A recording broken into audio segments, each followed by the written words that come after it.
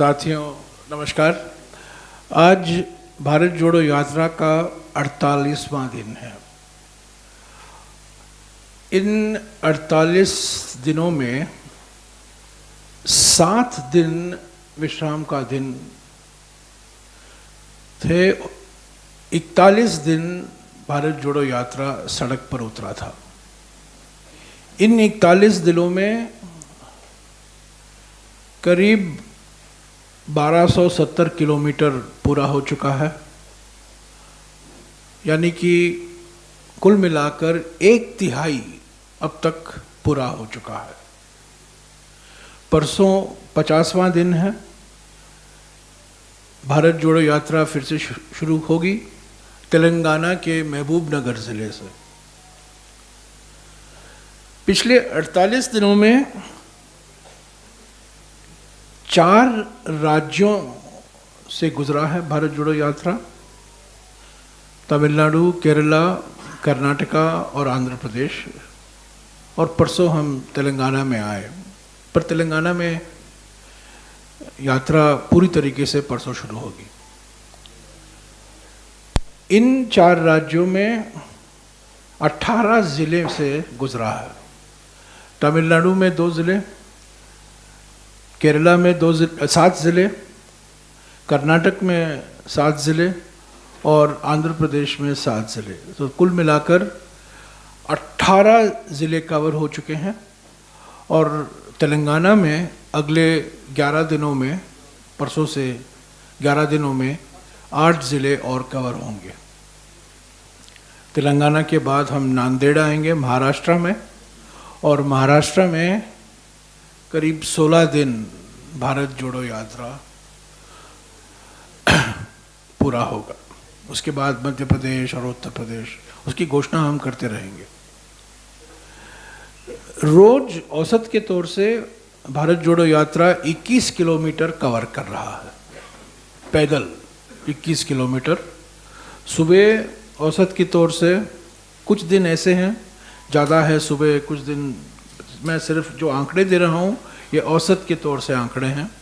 सुबह करीब 12-13 किलोमीटर औसत चलते हैं और शाम को करीब 8-9 किलोमीटर चलते हैं।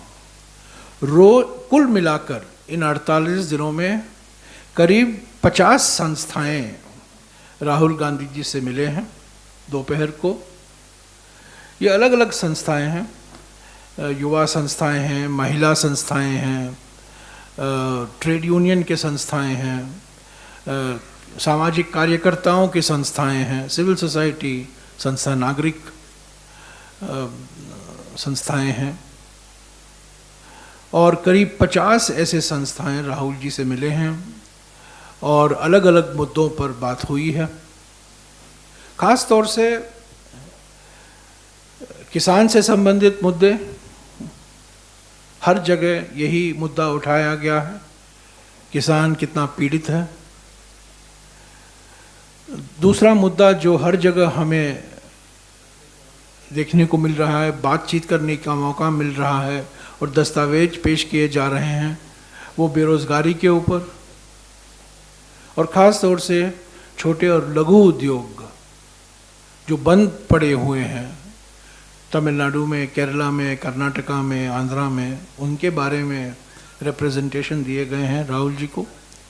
और तीसरा मुद्दा महंगाई का है, और ख़ास तौर से जीएसटी की वजह से जो आवश्यक सामग्री है जो रोज़ाना इस्तेमाल होता है, उनके जो दाम बढ़े हैं जीएसटी की वजह से, उनके संदर्भ में कई चिंताएं जताई गई हैं। तो 50 संस्थाएं कुल मिलाकर राहुल जी से मिले हैं इन 48 दिनों में। करीब 50 ऐसी संस्थाएं हैं जो राहुल जी के साथ चले हैं। उन्होंने कोई दस्तावेज नहीं पेश किया, पर चले हैं। जो मैंने पहले कैटेगरी कहा था, उसका जिक्र किया था, वो ऐसी संस्थाएं हैं जो आधे घंटे पौने घंटे के लिए रोज़ दोपहर को राहुल जी से मिलते हैं। पर इसके अलावा ऐसे भी संस्थाएं हैं जो उनके साथ चलते हैं, जो वॉक द टॉक होता है, और 50 ऐसे संस्थाएं हैं पिछले 48 दिनों में जिन्होंने राहुल जी के साथ कुछ समय बिताया। 10 मिनट, कुछ लोग 15 मिनट, कुछ लोग 20 मिनट, और जो उनके मन में था उन्होंने राहुल जी को अवगत कराया। कर्नाटक में इन 48 दिनों में राहुल जी ने 4 प्रेस कॉन्फ्रेंसेस संबोधित किए हैं। एक तमिलनाडु में, एक केरला में, एक कर्नाटका में और एक आंध्र प्रदेश में, और हर एक राज्य में एक प्रेस वार्ता होगी उनकी। 31 तारीख को हैदराबाद के पास 5वां प्रेस इंटरैक्शन होगा। 4 विशाल रैली को संबोधित किया है राहुल जी ने पिछले 48 दिनों में। कन्याकुमारी में, त्रिशूर में, बेल्लारी में और रायचूर में। ये 4 विशाल सभा थे, रैली थे, पार्टी की ओर से आयोजित किया गया। और इसके अलावा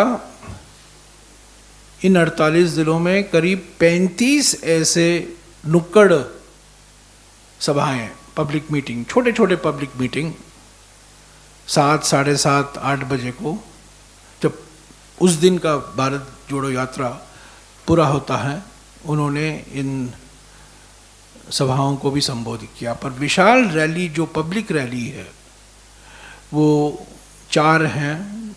शुरुआत तो 7 सितंबर को हुई थी कन्याकुमारी से, उसके बाद त्रिशूर में केरला में, और कर्नाटका में 2, एक बेल्लारी में, और चौथा वाला, और मैं समझता हूँ सबसे सफल रैली, सबसे विशाल रैली जो हुआ है वो रायचूर में हुआ था। तो 1/3 भारत जोड़ो यात्रा पूरा हो चुका है, और जिस रफ्तार से हम जा रहे हैं, मैं उम्मीद करता हूं कि फरवरी के 20 तारीख तक हम कश्मीर पहुंचेंगे। हो सकता है कि उसके पहले भी पहुंच पाए, पर जिस रफ्तार से हम जा रहे हैं, तो 20 और 25 के बीच में हम ये कह सकते हैं कि भारत जोड़ो यात्रा पूरा हुआ। लोगों की उत्साह देखने लायक है। लाइव स्ट्रीम हो रहा है, आप लोग सब देख रहे हैं, और कई लोग आ रहे हैं सड़क पर। कांग्रेस समर्थक आ रहे हैं, कांग्रेस कार्यकर्ता आ रहे हैं, कांग्रेस आलोचक आ रहे हैं, और जो किसी राजनीतिक दल में कोई समर्थन नहीं है, तो दिलचस्पी नहीं रखते हैं, वो भी आए हैं, जो कि न्यूट्रल आदमी हैं, न्यूट्रल महिलाएं हैं। और जो उम्मीदें थी हमारी, हम ये मानकर चल रहे थे कि तमिलनाडु और केरला में तो हमें बहुत सकारात्मक रिस्पांस मिलेगा जनता से, पर कर्नाटक में जहाँ बीजेपी की सरकार है, उनके प्रयासों के बावजूद लोगों का जो रिस्पांस है वो बहुत उत्साहजनक था। आंध्र प्रदेश में भी आंध्र प्रदेश की सरकार की ओर से काफ़ी कोशिश की गई कि यात्रा में कई बाधाएं डाली गई, पर उसके बावजूद अनंतपुर ज़िले में और कर्नूल ज़िले में लाखों लोग, महिलाएं, युवा और समाज के हर वर्ग के लोग भारत जोड़ो यात्रा का स्वागत किया। तो मैं कह सकता हूं 48 दिन के बाद, 4 राज्यों के बाद, 18 ज़िलों के बाद, 4 पब्लिक रैलियों के बाद, 35 नुक्कड़ मीटिंगों के बाद, 4 प्रेस कॉन्फ्रेंसेस के बाद, मैं ये बिल्कुल विश्वास के साथ कह सकता हूँ कि जिस मकसद के साथ भारत जोड़ो यात्रा की शुरुआत की गई थी, जो कल्पना की गई थी उदयपुर में, और जिस मकसद की से उसके लिए प्लानिंग भी किया गया और 7 तारीख को उसकी शुरुआत हुई कन्याकुमारी से, वो पूरा हुआ है। अभी और राज्य बाकी हैं। अभी हम मध्य भारत और उत्तर भारत में प्रवेश हो रहे हैं, और हम उम्मीद करते हैं कि जिस तरीके से संगठन ने, कांग्रेस संगठन ब्लॉक के स्तर पर, जिले के स्तर पर, राज्य के स्तर पर, जिस तरीके से संगठन ने एकजुट होकर भारत जोड़ो यात्रा में वो शामिल हुए, वही हमें महाराष्ट्र, मध्य प्रदेश, उत्तर प्रदेश, हरियाणा, दिल्ली, पंजाब, राजस्थान और जम्मू और कश्मीर में भी देखने को मिलेगा। तो मैं आपको निमंत्रण देता हूं, 31 तारीख को प्रेस कॉन्फ्रेंस है हैदराबाद में, और मैं कोशिश कर रहा हूं कि अगले महीने हम कुछ लोगों, पत्रकारों का वॉक द टॉक भी कराएं राहुल जी के साथ। मैं कोई आपको प्रॉमिस नहीं करता हूं, पर मैं कोशिश कर रहा हूं कि आप लोग मैं जानता हूं कि आप लोग 5-10 मिनट उनसे विशेष बात करना चाहते हैं, पर एक ही शर्त पर मैं उसको आगे ले चलूँगा कि आप 3 या 4 दिन चलें, एक्चुअली 20 किलोमीटर चलें 3 दिन, तब आपको एक इनाम मिलेगा, वॉक द टॉक 3 दिन के बाद। मैं उम्मीद करता हूं कि जब भारत जोड़ो यात्रा मध्य प्रदेश में आएगा, या करीब 18-19 नवंबर को, तब हम इसका आयोजन करेंगे। चैनलों और जो पत्रकार हैं जो उनसे विशेष बात करना चाहते हैं 10-15 मिनट के लिए, मैं कोई वादा नहीं करता हूं, पर मैं ज़रूर इसका कोशिश ज़रूर करूंगा। ऐसे तो मैं धन्यवाद भी देना चाहता हूं कि कवरेज बहुत सही रहा है, बहुत सकारात्मक रहा है, कांग्रेस के नैरेटिव में बदलाव आया है, और मैं आपका शुक्रगुजार हूं कि आप लोगों ने इसको बहुत गंभीरता से ली है, और जो हमारा संदेशा है आप लोगों तक पहुंचा रहे हैं। तो ये बहुत सकारात्मक कदम है, और अगले 50 दिन में कठिन राज्य हैं। हम अभी मध्य और उत्तर भारत में आ रहे हैं, जहां हमारा संगठन इतना मजबूत नहीं है जितना कि केरला में है, या कर्नाटका में है, या तेलंगाना में है। पर मैं कहना चाहता हूं कि आंध्र प्रदेश में, जहां हमारा वोट प्रतिशत 2% है, वहां जिस तरीके से मोबिलाइजेशन हुआ और जिस तरीके से लोग आए सड़क पर, जैसा कि मैंने कहा राज्य सरकारों के प्रयासों के बावजूद वो आए, वो हमें विश्वास दिलाता है कि हम, जहां हमारा वोट शेयर नहीं है, जहां हमारा संगठन भी कमज़ोर है, भारत जोड़ो यात्रा की वजह से एक नई जान और एक नई उमंग आएगी, और यहाँ भी भारत जोड़ो यात्रा बहुत सफल होगी। Yes sir. नांदेड़ को 7 तारीख हम पहुँच रहे हैं, और मैं जानता हूँ कि आप क्या सवाल पूछने वाले हैं। मैं उसका कंफर्मेशन आपको शाम तक दे दूँगा। मुझे जानकारी मिली, शरद पवार जी हमारा स्वागत करेंगे। मेरे पास अभी 100% उसका कंफर्मेशन नहीं है, पर मैं उनसे बात करके आपको जानकारी दूंगा। एक मिनट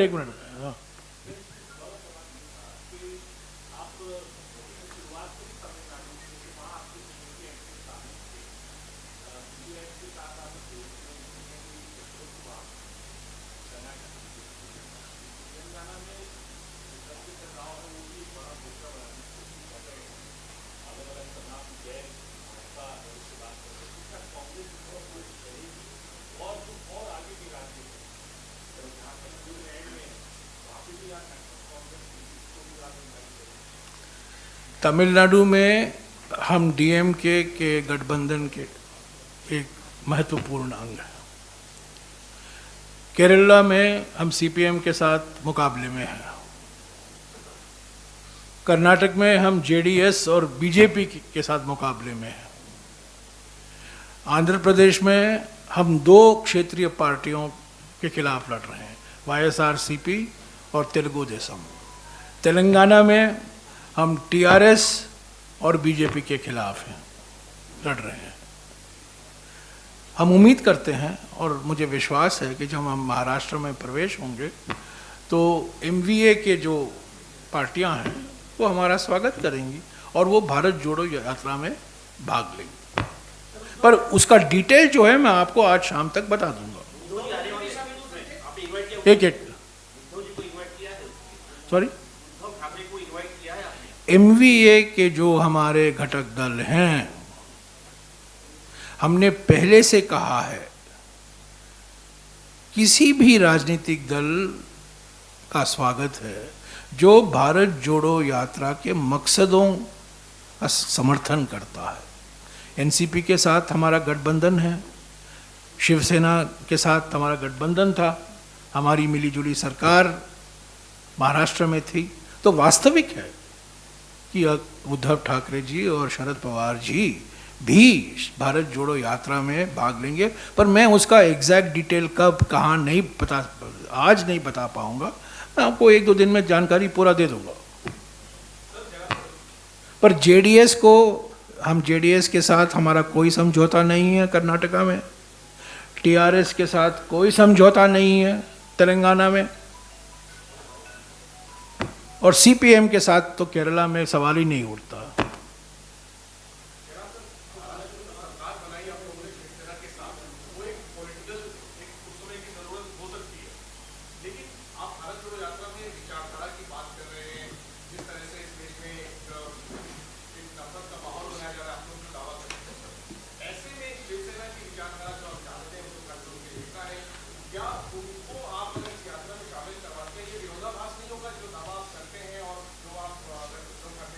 हमने पहले दिन से कहा है कि जो कोई संस्था, जो कोई राजनीतिक दल भारत जोड़ो यात्रा के मकसदों में विश्वास रखता है वो स्वागत है भारत जोड़ो यात्रा में। मैंने किसी दल का नाम नहीं लिया था, मैंने किसी व्यक्ति का नाम नहीं लिया था, मैंने किसी संस्था का नाम नहीं लिया था। पर आप देख रहे होंगे, मैं किसी का नाम नहीं लूँगा, आप देख रहे होंगे कि पिछले 48 दिनों में ऐसे भी व्यक्ति, ऐसे भी संस्था शामिल हैं भारत जोड़ो यात्रा में जो 2012 में कांग्रेस का विरोध किया था। न केवल कांग्रेस समर्थक भारत जोड़ो यात्रा में शामिल हुए हैं, कांग्रेस आलोचक जो एक ज़माने में कांग्रेस आलोचक थे, तो उनके विचार में भी परिवर्तन आया है। पर महाराष्ट्र के संदर्भ में जो आपने सवाल उठाया, मैं जानता हूं कि एनसीपी भाग लेना चाहती है। मुझे पक्का जानकारी नहीं है कि क्या उद्धव ठाकरे जी आना चाहते हैं कि नहीं, पर अगर वो आना चाहेंगे ज़रूर हम उनका स्वागत करेंगे।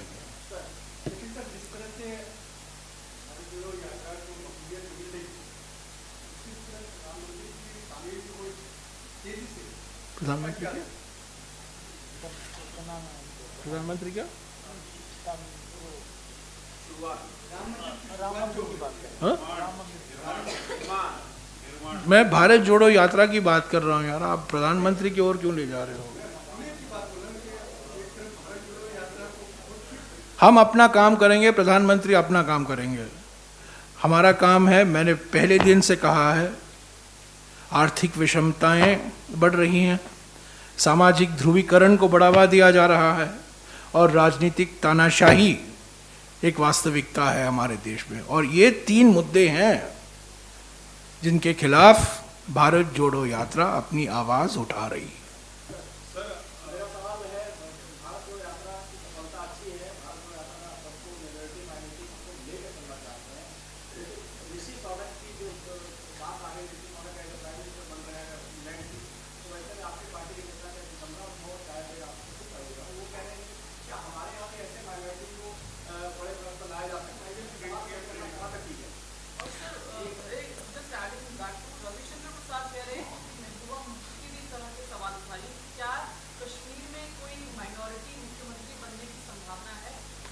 जिनको जनादेश मिलता है वो मुख्यमंत्री बनेंगे।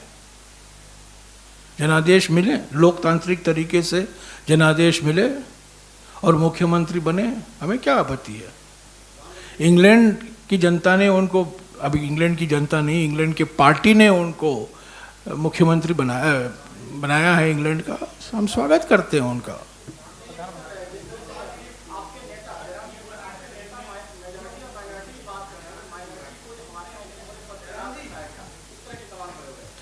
माने हमें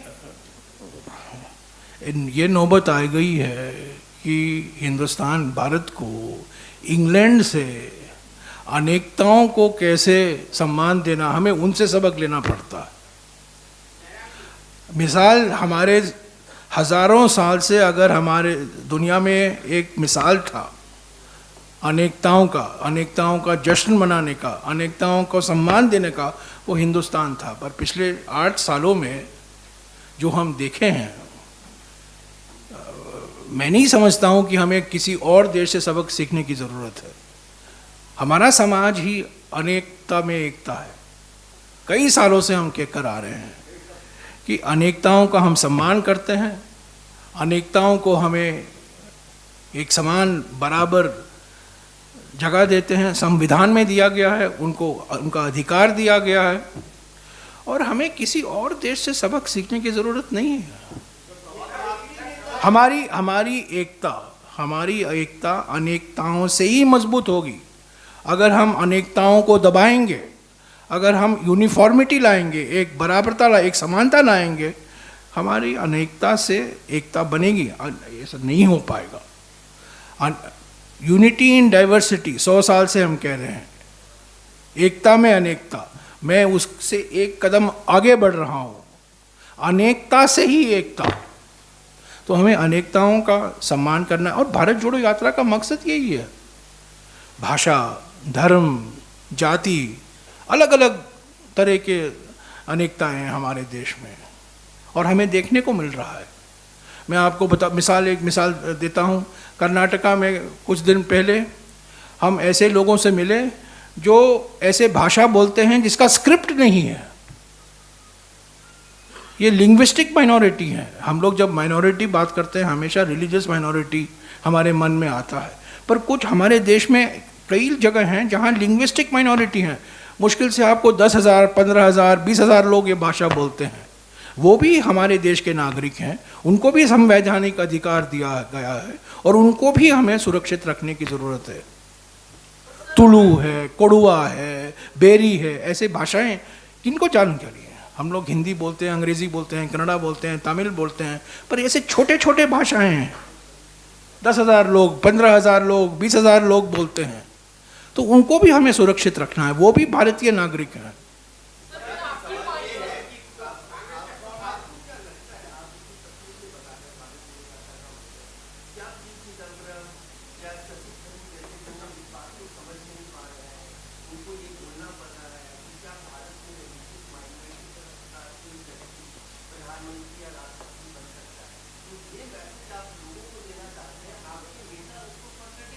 हमारे देश में जाकिर हुसैन साहब पहले राष्ट्रपति बने 1967 में।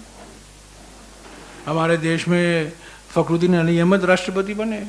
हमारे देश में अब्दुल कलाम राष्ट्रपति बने।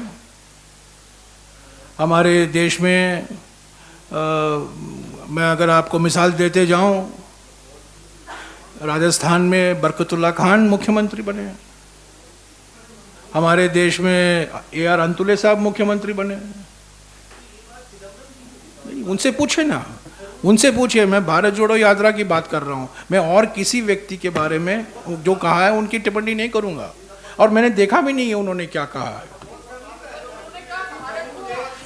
तो उनसे पूछिए। मैं भारत जोड़ो यात्रा पर मैं बोलूँगा, और किसी और के वक्तव्य पर मैं नहीं बोलूँगा। कांग्रेस एक लोकतांत्रिक पार्टी है। भारत जोड़ो यात्रा लोकतंत्र की शहनाई बजा रही है। भारतीय जनता पार्टी एक तंत्र का तोप चला रहा है।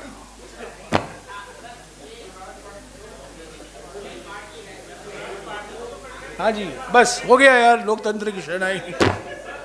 Thank you, thank you. हाँ,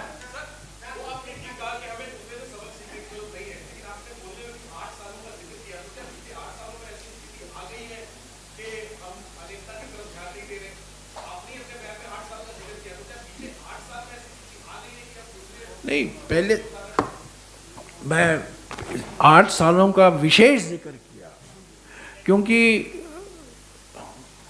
अटल बिहारी वाजपेयी के समय में अब्दुल कलाम राष्ट्रपति बने।